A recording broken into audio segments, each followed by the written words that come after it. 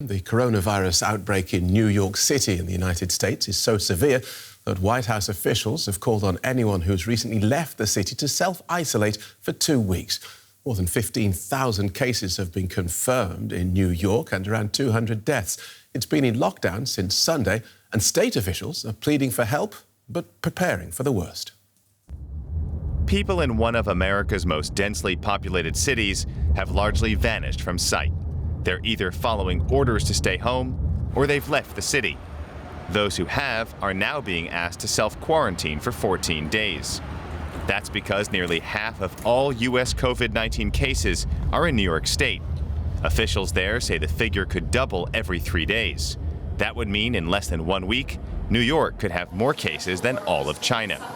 State Governor Andrew Cuomo was blunt about the, quote, troubling and astronomical rise in numbers. It's down about 85%. We're not slowing it, and it is accelerating on its own. We were looking at a freight train coming across the country. We're now looking at a bullet train because the numbers are going up that quickly. Cuomo said New York may need as many as 40,000 intensive care unit beds in the next few weeks. It has just 3,000. He asked the federal government to send as many as 20,000 ventilators. The Trump administration has said it's sending 4,000 and that the private sector is stepping up to meet the crisis. We're receiving full cooperation from companies with the understanding that the federal government stands ready to compel cooperation if need be. We haven't found that to be the case. Ford, 3M, and GE have all said they're looking at ways to boost production of masks and other critical supplies for health workers. The pandemic's economic impact may dwarf previous crises. Trump officials have said up to $6 trillion in relief, more than the entire 2020 federal budget, may become available as Congress works towards a compromise on an economic rescue plan. Liquidity and cash for families, small business, individuals, unemployed, to keep this thing going. We're heading for a rough period, but it's only going to be weeks, we think. Weeks, months, not going to be years, that's for sure. What's for sure is a moving target. A rapidly spreading outbreak means more airplanes sit empty, while more hospitals fill up, with no clear end in sight. Well, the massive stimulus package you just heard about, currently going through Congress, has got Wall Street excited. The Dow Jones surged by more than 11% on Tuesday, its biggest gain since 1933. Right now, Asian markets are following suit. Shares in Tokyo have jumped by more than 5.5%. Shanghai and Hong Kong exchanges are also seeing gains. Among the items agreed, adults could receive direct deposits of up to $1,200, $500 for children. The government will support small businesses with loans to the tune of $367 billion, and hospitals will receive around $150 billion in aid. There'll also be $500 billion in guaranteed subsidised loans to larger businesses. More from DW financial reporter Chelsea Delaney in Frankfurt. Welcome, Chelsea. So how does this package differ from the one that was voted down on Monday? Well, we're still awaiting the full text of this bill. That's expected later in the day. But one of the big sticking points had been oversight of this $500 billion that's going to be helping big business. Democrats wanted there to be more oversight of that, and it does appear that they have gotten a concession on that. The Democrats have said that the money, especially the $50 billion that's going to go directly to airlines, this is going to be overseen by a congressional panel and the Inspector General. Some of the other changes that Democrats got through this negotiation process was more money for local and state governments, more money for the healthcare and hospital system, and also stronger unemployment measures for people who lose their jobs through this crisis. So previously there had been 3 months of unemployment insurance. Now they're going to get 4, and this can also be extended to gig economy workers, so something like an Uber driver. And how are markets reacting? Well, the DAX just opened up here in Frankfurt. It's up about 2.5% right now. Wall Street futures are also pointing a bit higher. It's hard to tell right now if this is going to be the beginning of a longer upswing for markets.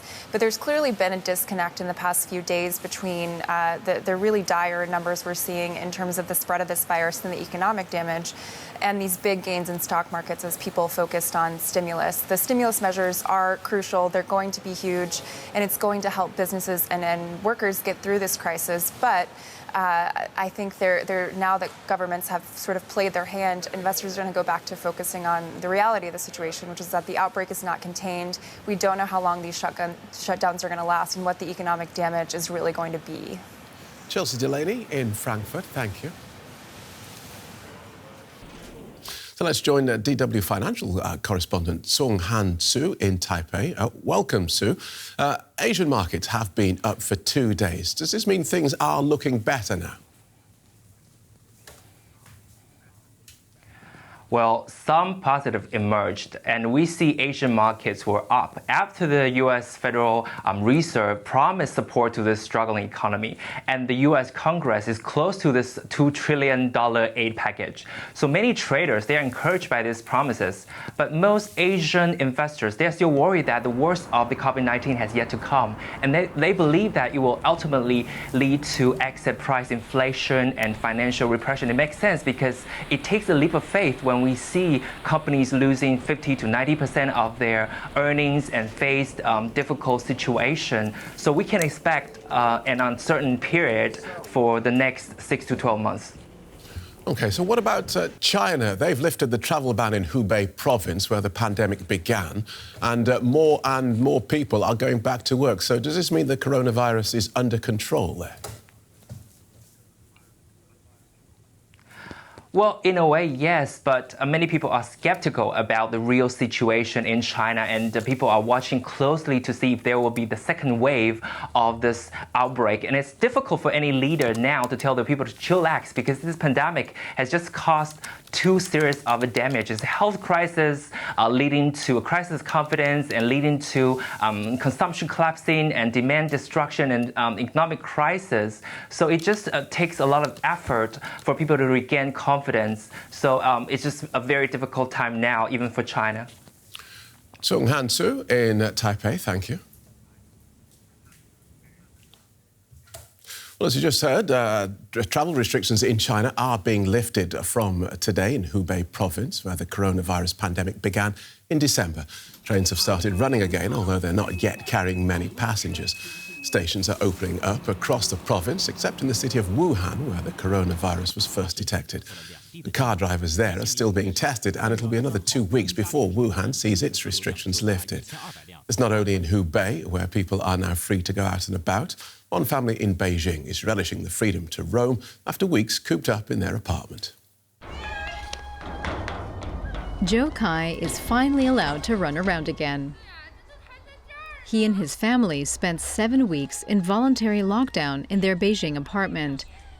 His mother and grandmother are still uneasy and wear masks like everyone else.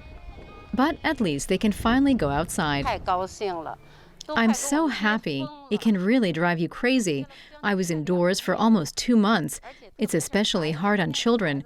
We adults are able to deal with it better. But staying home this long is not healthy for the body or the mind. But Joe Kai's daily routine still excludes other children. Schools remain closed, and playdates are still off limits. It doesn't really feel that unusual, but I do miss playing with my friends. Out on the streets, there are more signs of life.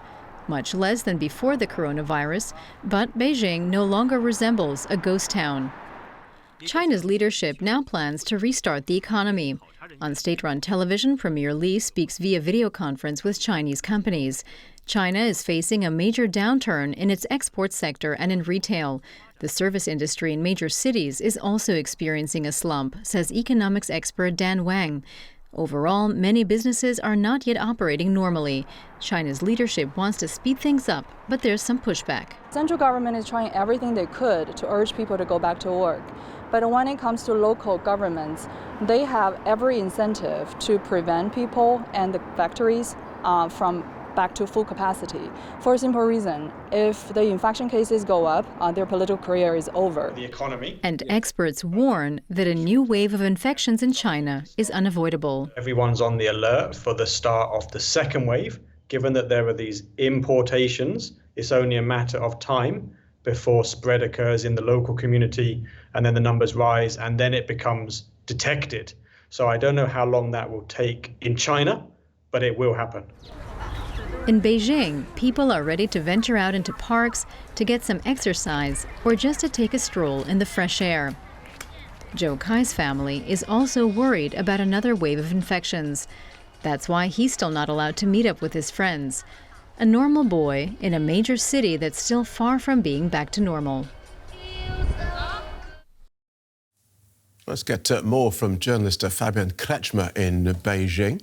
Welcome, Fabian. Well, life in China does seem to be returning to normal. So is the crisis there really over? No. Actually, we have to be careful with the word normal. What we see is not normal compared to what we had before the virus.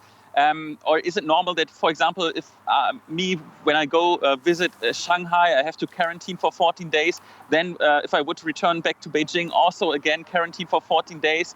Here in Beijing, even though you can see traffic is getting congested again, even subways are slowly filling up, restaurants are opening up. So yes, there's some kind of normal everyday life, but still everywhere you go, you have to show that you are wearing a face mask. You have to get your temperature scanned. And yes, we should not be too optimistic. I mean, this whole security or safety that we have right now, you can only keep that because of all the travel bans, because everyone who comes from foreign countries wants to go to the capital here in Beijing. They have to go to a centralized quarantine station that are hotels. You cannot leave your room there, and that's how they try to keep the country virus-free. But we also know that there are many so-called asymptotic cases, infected persons who don't show any symptoms, and they are not counted here in the statistics. So actually, it's only a matter of time until the virus might reoccur also in China again.